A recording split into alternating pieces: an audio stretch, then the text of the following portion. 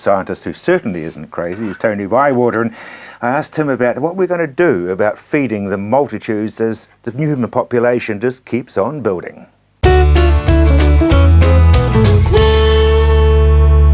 From the average person's point of view, the biggest thing we can do is actually reduce waste.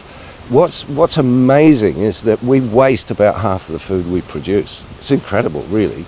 So reduce waste. Only buy what you need, buy what's healthy, and eat what you've bought. Basically, that's the answer. In terms of Christchurch, there are opportunities, I think, in Christchurch from a leadership point of view rather than from a need point of view, because we've got plenty of land and water in New Zealand. We don't necessarily need to do this. But globally, it's quite clear that cities are going to have to become food producing areas. And if you think of the rainfall and sunshine that hits an average city, and we spend most of our time either trying to channel it away or trying to reflect it back again, then if you think of the energy and water that's hitting the city that could be transformed into food, there's got to be options to do that. And I'm suggesting that we look at our rooftops and see what kind of commercial, not hobby stuff, commercial food production we can do in cities on the rooftops. I think there's huge potential for that. Cities are going to get bigger? Absolutely, yeah. With the mega cities of the world in about 25 years' time are going to cover an area half the size of China. I mean, that's a big area. There's going to be lots of cities with 30, 40 million people in them.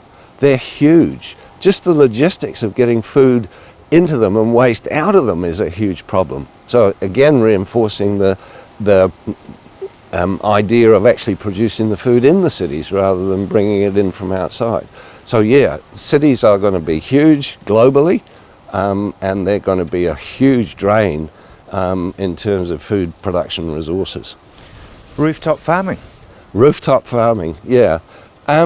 Probably not animals, probably fruit and vegetables, and we need to look at the range of fruit and vegetables that we produce. But I can't see any reason why we shouldn't be capturing rainfall, harnessing sunshine, and growing food on top of our buildings. Makes sense to me. Miniature fruit trees? Yeah, I mean, there's been work going back 20 or 30 years on fruit trees that are, you know, no bigger than a bush. The fruit itself doesn't reduce in size, it's just the tree that reduces in size.